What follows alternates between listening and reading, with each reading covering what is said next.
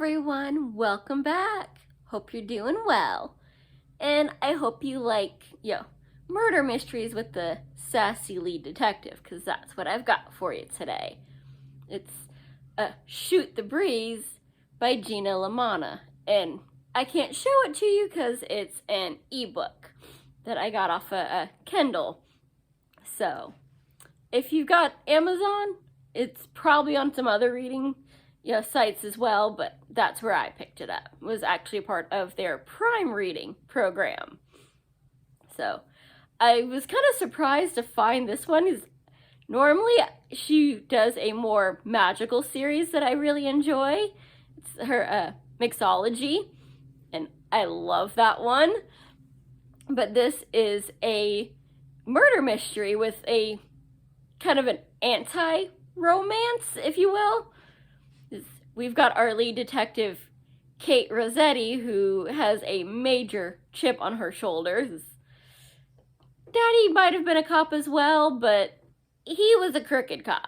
So she's trying to overcome that and is very touchy about it. And like most cops, she also has a severe obsession with coffee. And once, Daddy did what he did and kind of got kicked off the force, Mama had to make money to take care of her kids and opened up a bakery/coffee shop right next door to the cop shop. So she's also well known for, we know where to go for some good coffee. But we start off with her kind of fighting with her mom that I don't need a man, and fine, I'll go find my sister again. Because, her sister is very much the opposite, whereas Kate wants nothing to do with guys, just let me deal with dead bodies. Sister likes to party and has very, very bad taste in guys. And has a tendency to get into trouble. So we start off, kind of dealing with that, and then they catch a case of this gorgeous girl dead by the river. And you can tell she's been out on the town, kind of dressed a little flashy, and has a passport for ID. That's a little weird. And as we find out quickly, she's not actually the chick in the passport, because they go to notify the family, who were excited that it's not what we want to hear, but at least, we'll know what's up with our daughter. And that picture is not our daughter.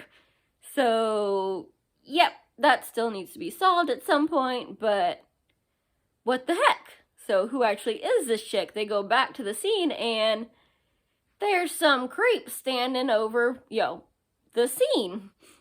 So, they go investigating, and maybe, our killer is stupid enough to come back, next day. No, it's, FBI man, and of course, that does not go over well, especially when he insults, their hometown. So, you're stepping on my toes, and you're talking trash about my home. They're, fighting from day one, or well, mostly she's fighting. He is shamelessly trying to flirt, and her mom and her partner are giving her crap because, ooh, he's hot. Shut up and be nice for once in your life. And, she ain't having it. One of my favorite parts is she punches him in the face. Because, well, he kind of deserved it and admitted it, but, well, you sneak up on a girl in the shower after she tells you she hates you, you get what you get. But it comes into play making some fun, because not only does she have FBI man trying to flirt with her despite her, wanting to choke him, and their case is, since the girl is all kind of flashy, she's been out on the town, let's check the clubs. Amazingly, it's her always in trouble sister that gives her the best lead of, hey, this billionaire dude just opened up a club, and did you check for the stamp? And, oops, Billionaire's Club is a little sketchy, and so is the guy that sister is shacking up with in Kate's house after being told no guys, no alcohol, and now I've got a naked guy hopping out of my window that is from this club. It might not necessarily be professional why I want to throw his butt in jail for, being a serial killer, as it turns out we might be dealing with. And yelling at sister, you idiot, you brought home a potential serial killer to my house in a day. Yeah, we kind of see why she's nuts and why mommy has a tracking app on her phone. But, of course, that would be way too easy. Though, he doesn't help himself constantly being in the mix, not having alibis, and, sissy and, naked guy kind of mouthing off and resenting being called out for being a little disrespectful and having some poor choices. As well as, hey, the guy that owns the club, things keep happening here. So she goes and interviews this just billionaire that is apparently, not just rich, which will get you some type of women, but he's also very hot. And, as always in the kind of, with the romance thing is, she hates guys and she's not, dolled up and throwing herself at me, so all the guys want her, and he is trying very hard to get with the cop that totally does not fit his world. And, of course, she is very much kiss off, I want to throw your butt in jail.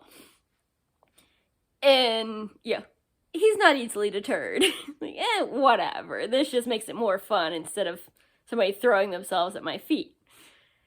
And, of course, her investigation keeps going back to his club. And they don't know who it is, but it's like, what, is somebody using your club to pick people up? Is it somebody that works there? Is it you? We don't know, but we've got 2 victims from your place and a very sketchy bouncer that he mouthed off, and I know he was lying. I don't like him. So he, that club just keeps getting interviewed. Everybody there keeps getting interviewed and not too happy about it. And, of course, she keeps kind of ditching FBI man and going off on her own, because screw you, FBI man, you mouthed off too many times. So he is not happy that he's supposed to be kept in the loop, and instead she's going half personal, investigating these guys, and just doing everything on her own. And it keeps coming back to kind of bite her. Because not only do they end up fighting, she also gets into fights with potential suspects and has no backup because she went off and ditched everybody.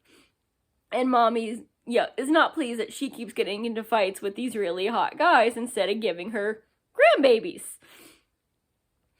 And, in the end, FBI man gets punched in the face very deservedly, and rich murder suspect, notices this after she makes comment that, last guy to see me naked got a broken nose, and then climbs out of his limo for rich guy to see, black guy busted up nose.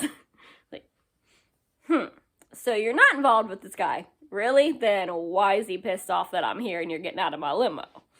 Because both of them are trying to call dibs on her, and neither one of them are getting anywhere. And, of course, she won't tell either of them what's actually going on with the other one, so they both think that she's hooking up and getting mad while also trying to outdo each other, and she's just trying to shove them both off a cliff and solve this murder, because as she gets called out on, she's a murder detective because she prefers dead people to having to deal with actual humans. And it's a murder mystery. It's fun. But mostly what I enjoyed is all her attitude. Because every time somebody opens their mouth, she's got a nice snarky response to it. Whether drunk, sober, her friend, new person, some dude that's hitting on her. She's got a lot of, Italian sass going on.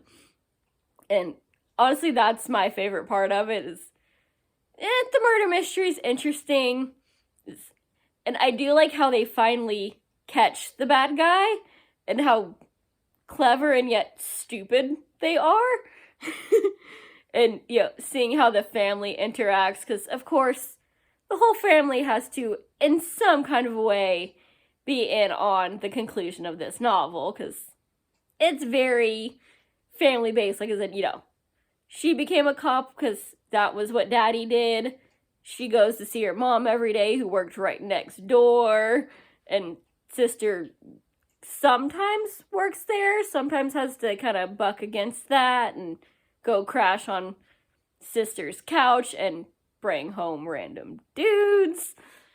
It's very much a family affair and a lot of attitude from everybody. So if you want a murder mystery and anti-romance and a lot of snark, go check it out. And hopefully the rest of the series is just as good. Like I said, it's an author that I normally read, but in a different genre, and this was the first book in the series. So hop on that, have a good weekend, and I will see you next time. Bye! Happy reading!